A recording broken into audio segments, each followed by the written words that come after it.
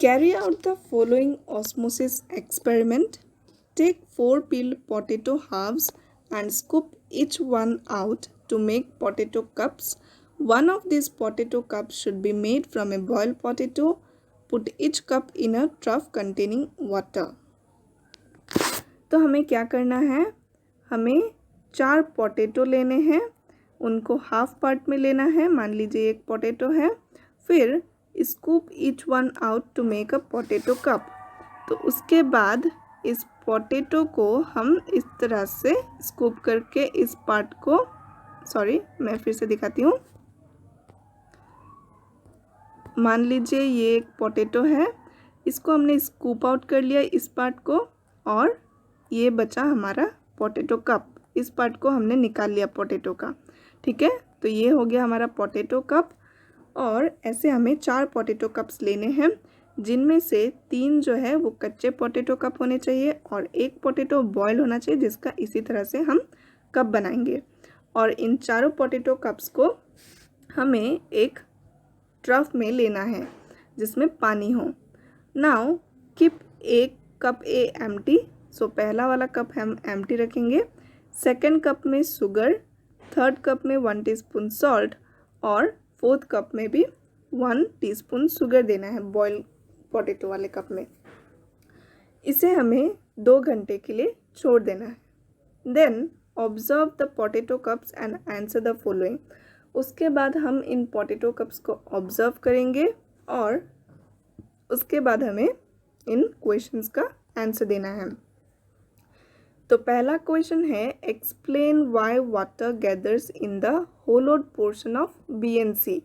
यानी कि बी और सी में वाटर क्यों गैदर हो रहा है, जो बी और सी पोटैटो कप्स हैं उनमें वाटर क्यों गैदर हो रहा है। तो देखिए, बी कप में हमने शुगर डाला था और सी कप में सॉल्ट। तो चलिए पहला क्वेश्चन का आंसर हम कर लेते हैं। Water gathers in the hollowed portion of B and C because cups B and C had sugar and salt in them. तो क्योंकि B और C में शुगर, एक में शुगर और एक में सॉल्ट था, तो this creates a concentration difference of water in the trough and the water present in the cups of potato. Hence, this leads to the osmosis of water from the trough to the potato cups, यानी कि from higher water concentration to low water concentration through semi permeable membrane of potato. तो B और C में क्या था, ये मान लीजिए हमारा पोटैटो कप्स है और यहाँ पर हमारी शुगर है और यहाँ पर सॉल्ट है, और हमने ट्रफ में पानी लिया था तो यहाँ पर पानी है। ठीक है, तो क्योंकि यहाँ पर सॉल्ट और शुगर है, तो यहाँ पर बी और सी में एक कंसंट्रेशन डिफरेंस क्रिएट हो रहा है। यहाँ पर वाटर ज़्यादा है और इस पार्ट में वाटर कम है। मैं दूसरे कलर से दिखाती हूँ। ये यहाँ पर हमारा पानी ज़्यादा है ट्रफ में, और इस पार्ट में और इस पार्ट में यानी कि कप्स में हमारे पानी की कंसंट्रेशन कम है। तो यानी कि एक कंसंट्रेशन डिफरेंस क्रिएट हो रहा है बिटवीन जो पानी हमारे ट्रफ में और इन द कप्स। तो इस कंसंट्रेशन डिफरेंस की वजह से यहाँ पर ऑस्मोसिस होगा, और ऑस्मोसिस होकर जो ट्रफ का पानी है यानी कि हायर वाटर कंसंट्रेशन से लोअर वाटर कंसंट्रेशन यानी कि कैविटी में हमारा पानी गैदर हो जाएगा through the semi permeable membrane, जो कि यहाँ पर है पोटैटो का लेयर। तो इस तरह से हमारा ऑस्मोसिस होगा एंड इसीलिए बी और सी कप्स में हमारा पानी गैदर हो जाएगा।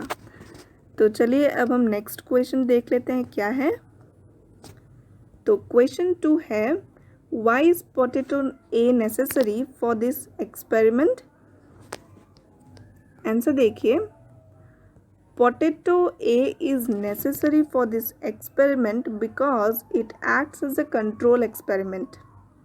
यानी कि पोटैटो ए को हमने लिया है और ये नेसेसरी है क्योंकि ये कंट्रोल एक्सपेरिमेंट की तरह काम करता है। यानी कि पोटैटो ए एक मान लीजिए हमारे स्टैंडर्ड एक्सपेरिमेंट का पार्ट है एंड स्टैंडर्ड पोटैटो है, और हम इससे कंपेयर कर सकते हैं रिजल्ट्स को कि इसमें क्या चेंजेस हो रहे हैं और बाकी में क्या चेंजेस हो रहे हैं। तो क्योंकि पोटैटो ए में कुछ चेंज नहीं हो रहा है तो इसे हम एज ए रेफरेंस लेंगे ताकि हम चेंजेस को कंपेयर कर सकें, ठीक है।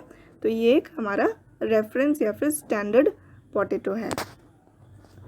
देन हम देखते हैं question number 3, explain why water does not gather in the hollowed out portions of A and D.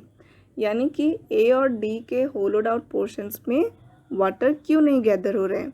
तो आप एक बार देख लीजिए ए और डी में कैसे पोटैटो थे।